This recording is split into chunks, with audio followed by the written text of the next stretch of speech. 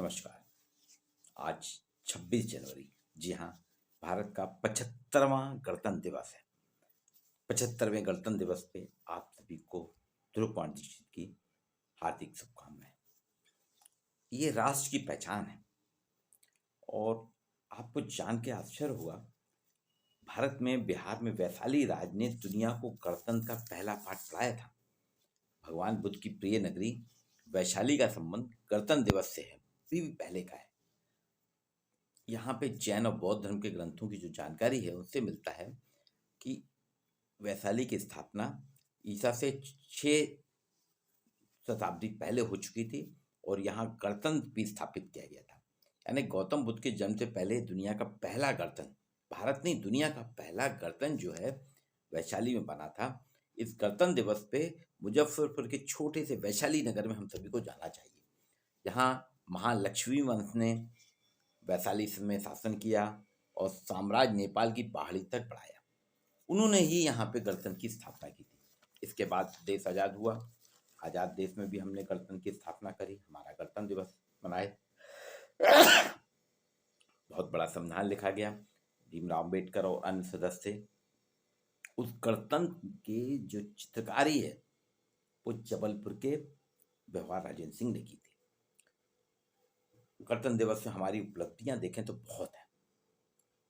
हमारे यहाँ शिक्षा संस्थानों का एक लंबी फहरिस्त हो गई है और कोविड का प्रबंधन तो आप देख रहे हैं, पूरे वर्ल्ड ने माना कि भारत सर्वश्रेष्ठ है।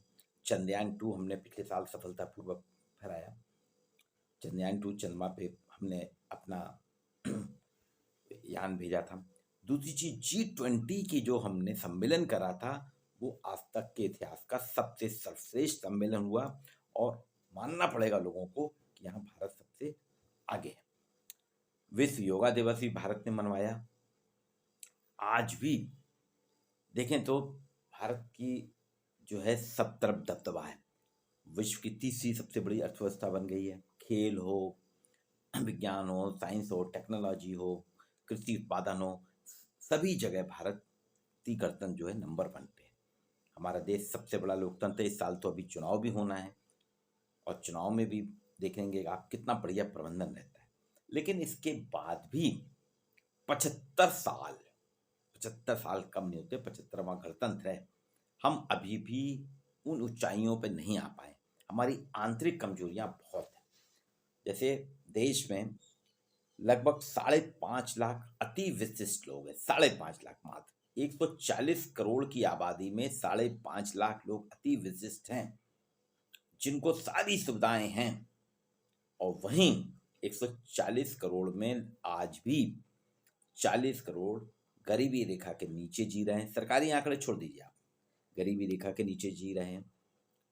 2 टाइम का भोजन नहीं मिलता है, रोजगार नहीं है, फसलें खराब हो जाती हैं तो सड़क पे आ जाते हैं, स्वास्थ्य की सुविधाएं नहीं है, शुद्ध पेयजल नहीं मिलता है, शुद्ध ऑक्सीजन नहीं मिल रही है, सड़कों पर रेंग रहे हैं, सड़कों में निकलना मुश्किल है, आवास नहीं है, गंदी बस्तियों में रह रहे हैं। हमारा यातायात धीरे धीरे अराजक होता जा रहा है, अपराध बढ़ते जा रहे हैं, बेईमानी बढ़ती जा रही है।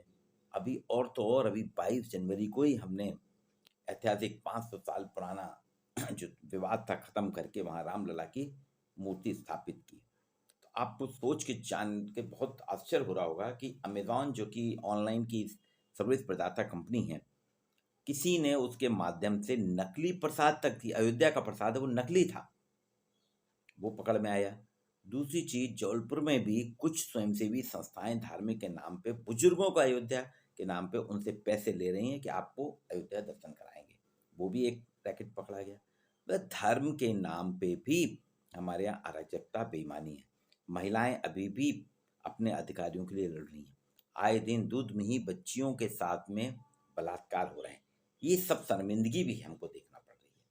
हमको देखना पड़ रहा है कि हमारा देश अभी भी उतना आगे नहीं बढ़ पाया जितना कि बढ़ना चाहिए। यहाँ नैतिकता धीरे धीरे खत्म हो रही है, करप्शन बढ़ता जा रहा है, अपराध बढ़ते जा रहे हैं, मानवीय सरोकार जो है समाप्त होते जा रहे हैं। ऐसे में ये गणतंत्र वास्तव में गणतंत्र हो गया है। हमारे यहाँ जिसके पास ताकत है, गण ला की जगह ना कर दिए तो गणतंत्र यानी जिसके पास ताकत है वो है। मैंने आपको पहले बताया लगभग 5.5 लाख जो हैं हमारे यहाँ देश में अति विशिष्ट हैं।